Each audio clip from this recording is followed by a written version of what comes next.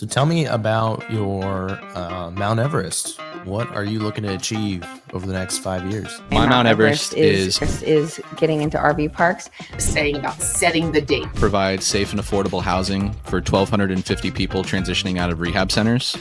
Welcome to the Discovering Mount Everest podcast. I'm your host, Mundo Sanchez, two-time CFO of the Year and Forbes featured entrepreneur. Every week, I sit down with powerful voices from the Owners Club to uncover their personal Mount Everest and the bold visions they're chasing over the next 5 years. This podcast gives you a rare front row seat into the mindset of elite entrepreneurs and investors, what drives them, what challenges they're navigating, and how you might play a role in their ascent. So whether you're scaling your own peak or seeking to support others in their journey, you're in the right place. Let's begin the climb.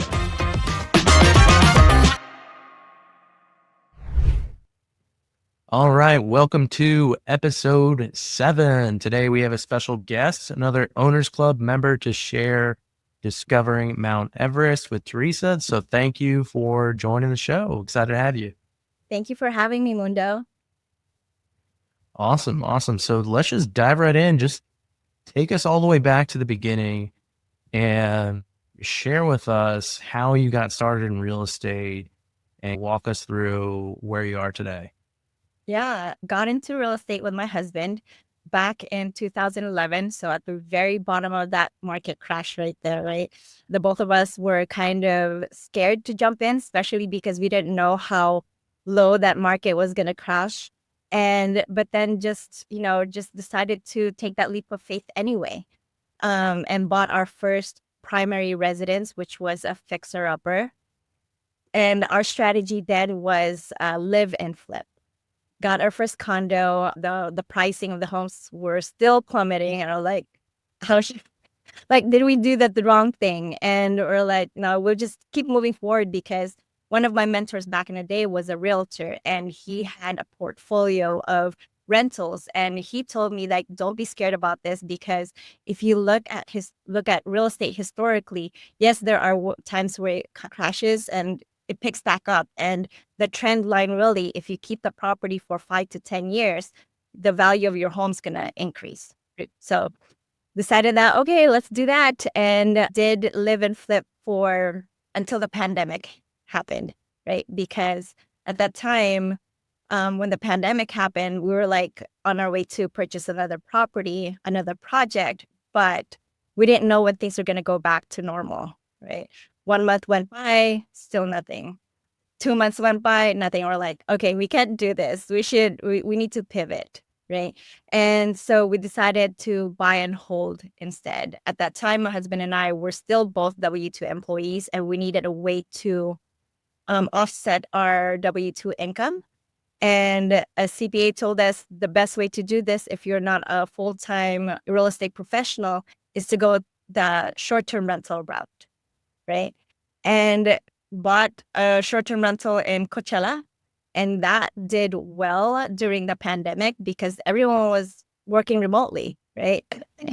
So it did well. However, when things went back to normal and corporations started requiring people to go back to work at least 3 days a week, that's when we saw a decline in reservations. And so now we're pivoting again. We're trying to see if co-living for that property makes sense.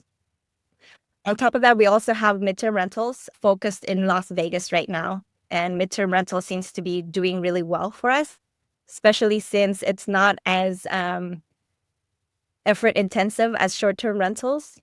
But in the midterm rentals, because, people stay for 3 months to 6 months or longer, they require less TLC, I would say. And they only look for places to sleep anyway.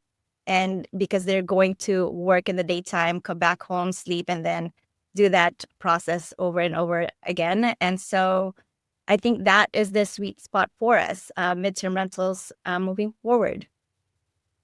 Yeah. Nice. And so you mentioned that was back when you were with your W-2. So tell me, how did you make that transition to eventually leaving that? So it sounds like you're doing real estate full time now. doing real estate, among other things. So yes, it was actually a blessing in disguise. So in 2021, I was diagnosed with cancer. Thank God, Wow. praise God that I am cancer free now. But at that time, it really made, I'm sorry. Yeah. It's amazing. Thank you. But at that time, when you're diagnosed with an illness and you don't know whether you're going to have more time on this earth or if God's going to call you home anytime soon, you really put things into perspective. Because at that time, as I'm in my quiet time, I thought about what have I done in my life? Have I spent enough quality time with my family? And if I have, was I really present, or was I half there because my mind is somewhere else? And another thing, the question that popped in my head was, did I live the life for the purpose that God has put me on this earth for? And it was no. It was a resounding no.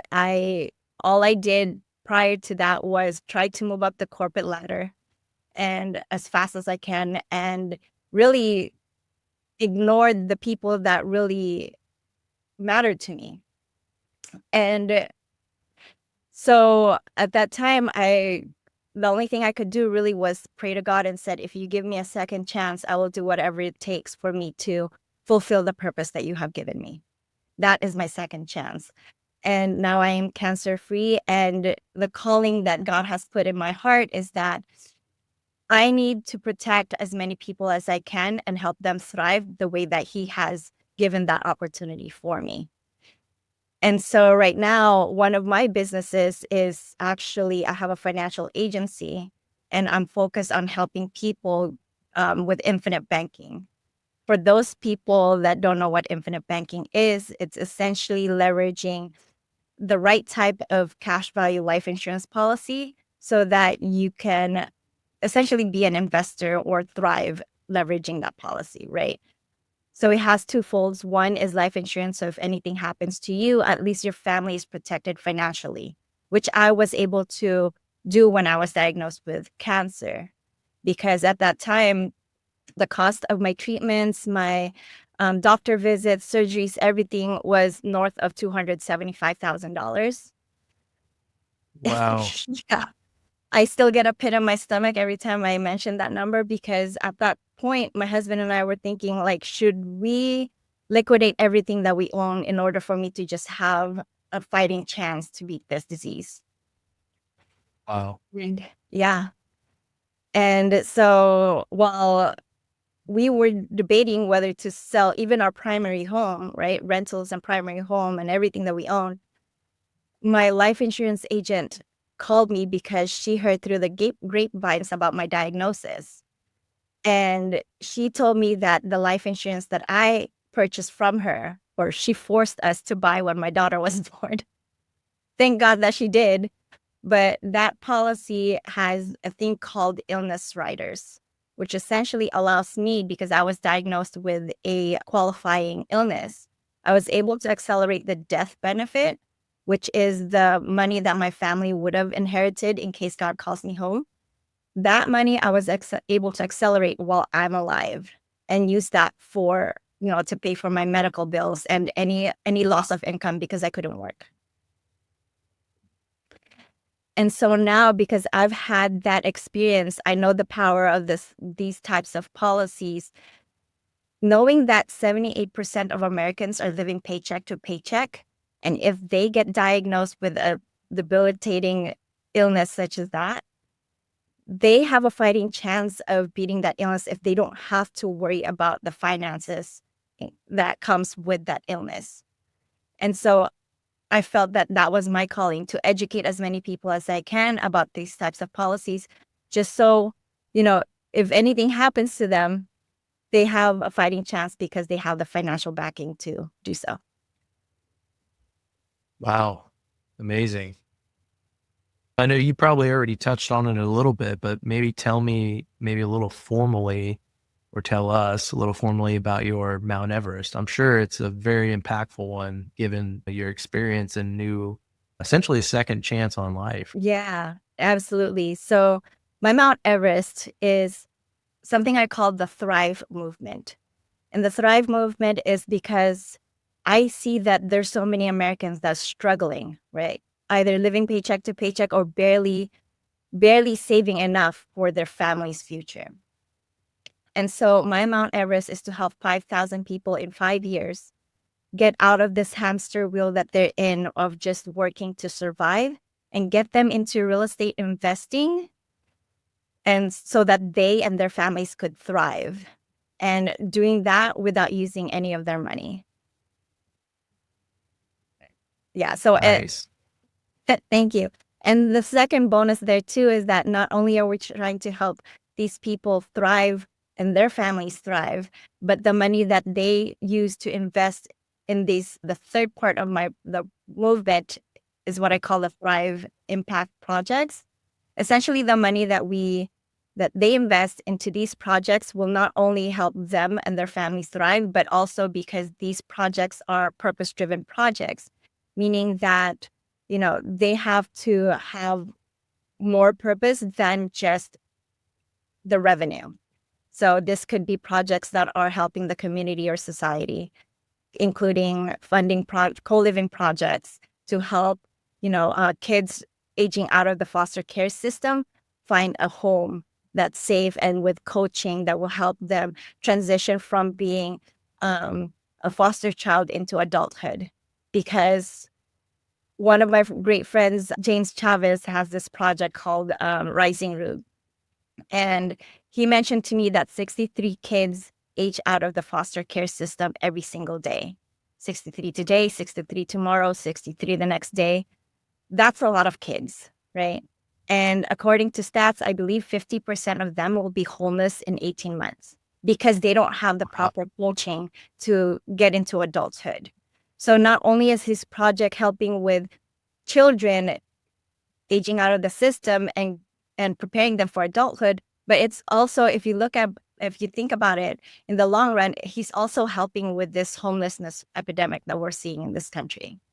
So those are the types of projects that we, in the Thrive movement, would want to fund, because not only is it helping the funders themselves, but it's also helping the community. Amazing. Thank you. How are you, I guess, where are you at currently in that journey? As if you think about like numerically, are you on the front end of it? Or are you in the thick of it? I am somewhat in the front of it and trying to get into the thick of it now. So what I'm looking for right now are people who want to get their families out of the hamster wheel, right? People that I can help build their policies and get them to build equity in their policies so then they can jump into real estate investing safely and without using any of their money. And I talk about that in my webinars, so I could share that link with you later and you could share in your show notes. But what I really need, because 5,000 people in 5 years, even if you unpack that, that's 1,000 people in 1 year, and I can't do that alone, right? I'm gonna need help. Mount Everest, this big, no one can do that alone. There has to be a team behind it. So what I'm looking for right now is, especially if you're in either in Gator or Sub 2 or even an OC, what I'm looking for are connectors who are able to just help me spread the word. And then actually have a connector program that I've built, and I'll share that link with you as well. So essentially, it's like an affiliate marketing program. So I'll share that with you as well. And on top of that, if there are any licensed agents who are listening to this call, who can help build these policies for people, I need their help as well. Nice. You mentioned that so many people are living paycheck to paycheck. How would someone like that, who has pretty much no excess funds, right? How would they even be able to leverage their current situation into a infinite banking policy? Because my previous understanding of infinite banking is you got to have some capital to get started, to roll that into a policy and be able to snowball that forward. It starts with having something. And so what is your thoughts on taking someone who has pretty much nothing to give? Yeah, so we'll take a look at where their money is flowing currently, right? It might be that they're putting money in things that's not serving them properly. And we can then reallocate that into something that would actually drive progress for them. For example, one could be, let's take a look at your income tax. Are you getting any income tax return, or are you paying? Why is that? How can we adjust? I'm not a CPA, so this is not a tax advice or anything, but these are things that we can work on and see, like, where's the leak in your money flow, and how can we either plug that or readjust it, or create or give you a brand new bucket so there's no leaks. So we will definitely take a look at how your money flows, and if it makes sense to move it into an infinite banking policy because this asset or something that you're putting your money in isn't serving you, then that's what we can do. Nice. And so it sounds like you're looking to work with clients nationwide, or are you focused on like your specific market currently right now? Yeah, nationwide. Nice. And so what kind of deals are you looking at right now? Or is that your sole focus? Are you still actively buying real estate? I am still actively buying real estate. My husband and I are trying to build our portfolio.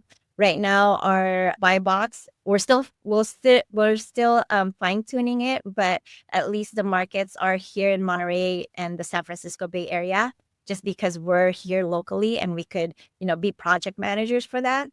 Another area would be the Las Vegas and the greater area, because I have boots on the ground there. My sister is a GC, so she's going to be managing the projects there for me.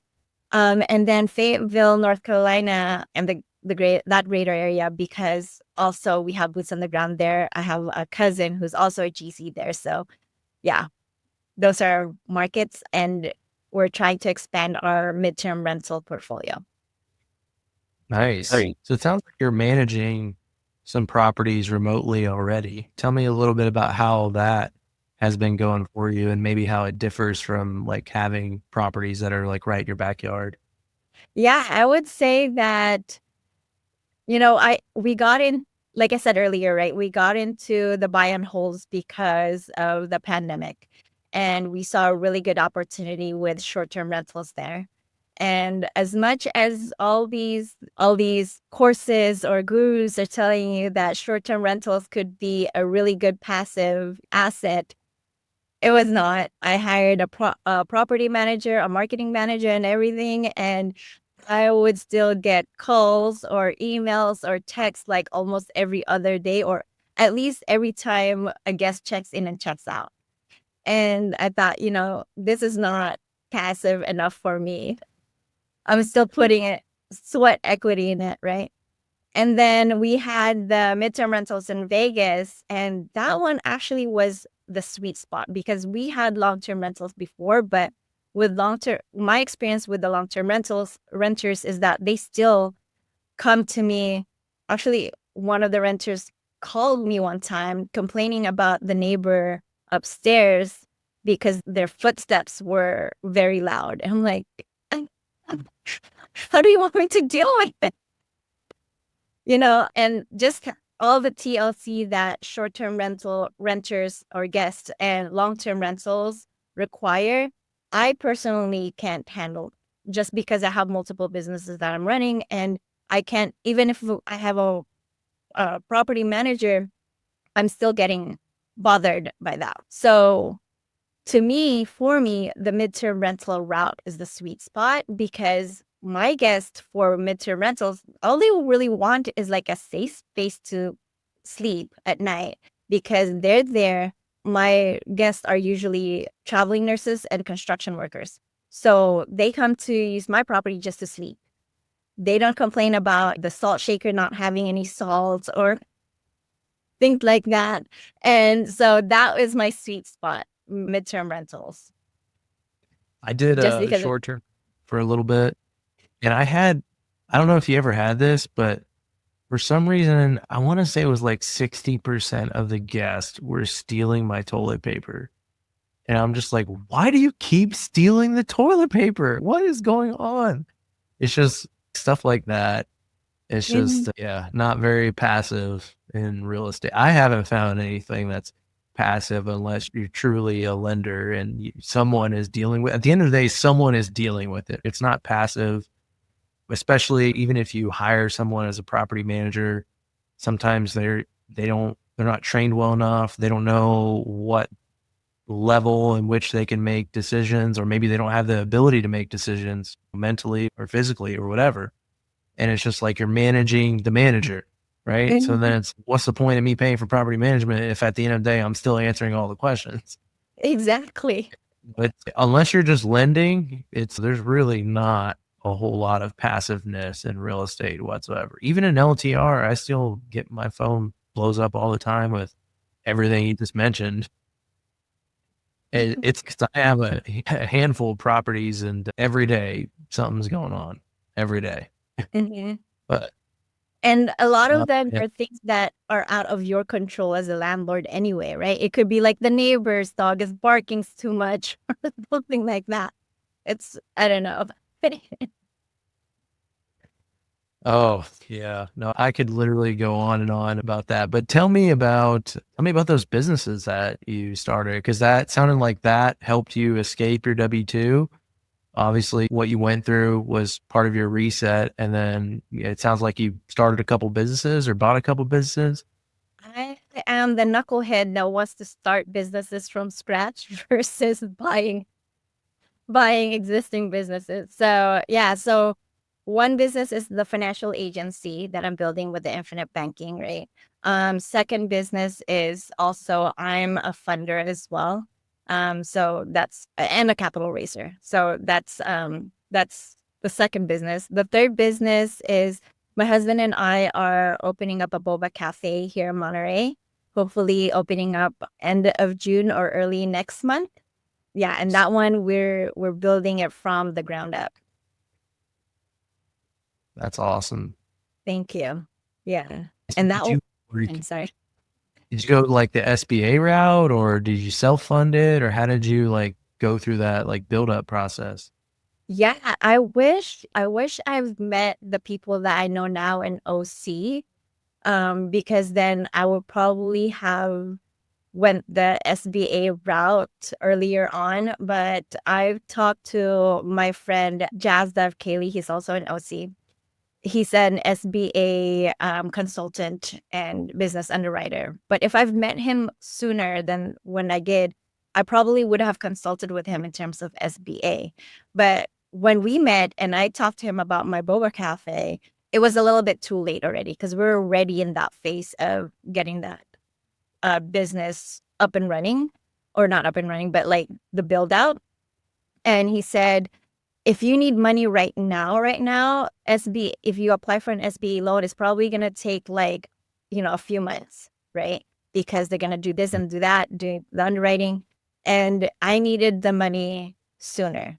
And so what I did then is capital raised. So I raised capital for the startup cost and 6 months of operating cost for the business. And what I wasn't able to raise, I leveraged my infinite banking policy. So everything's created right now, nothing out of pocket. And all of that is because of the things that I've learned in Gator, things that I've learned from people in the OC, and also leveraging my infinite banking policy because what I know, like how that works as well. Yeah, no, that's amazing. Are you putting out any, because you mentioned you had a podcast before the call we started. Are you Mhm. putting out any other like content on infinite banking, stuff like that people can watch? I will be. So I have a lot of content. I just need to get my editors to edit it so that it's a lot more consumable. Just because you know how people nowadays, they want to make sure that your content is easy to digest. So that's what we're editing right now. And we'll have that on my podcast as well. But right now, I do have content. It's mostly interviewing people, business owners, real estate investors, funders, and really talking about their journey and how did they get to where they are at, so that people who might be interested in being at their level kind of have the blueprint. Nice. Nice. Yeah. Creating content's hard. It's people's attention span is like half a second. And until you build brands that has established that trust, like then people watch like long form content. No one's going to watch a 3-minute video when they don't know who you are. You got 3 seconds. Exactly. The importance of brand building for sure. Yeah. So how can people contribute to your Mount Everest?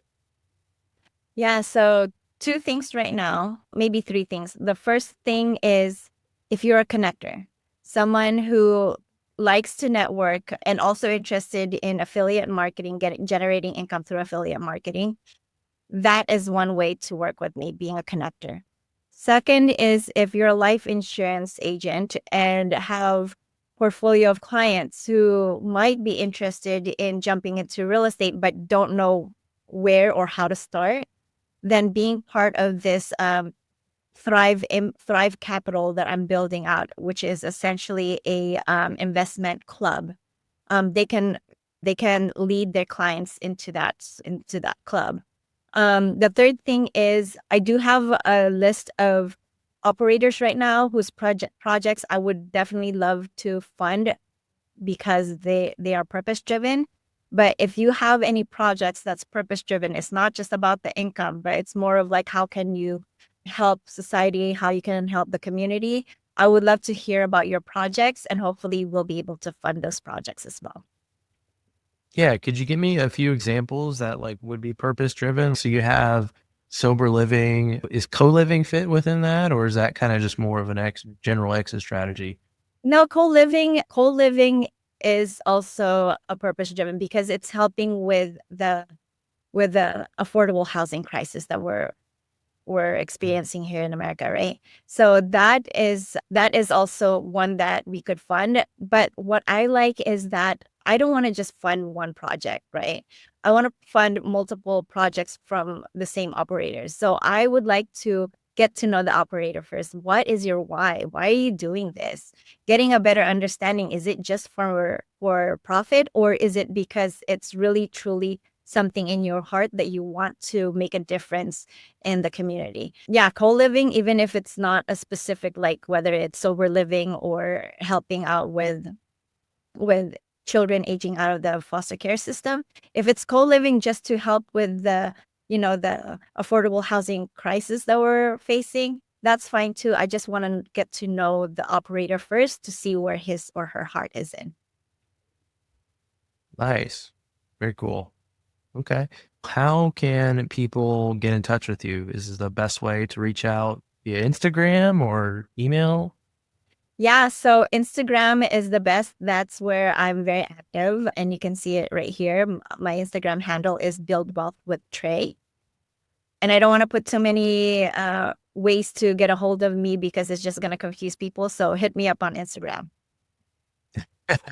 I like it. Easy enough. Perfect. If you have any other parting thoughts, maybe some last piece of advice, maybe people looking to get started, besides obviously connect with you, what would you say is maybe 1 or 2 things that people need to hear? Yeah, I would say that, yes, money is currency, but it's also a tool that will help you get out of your hamster wheel that you're trying to get out of, right? You just have to really have that mindset that money grows when money flows.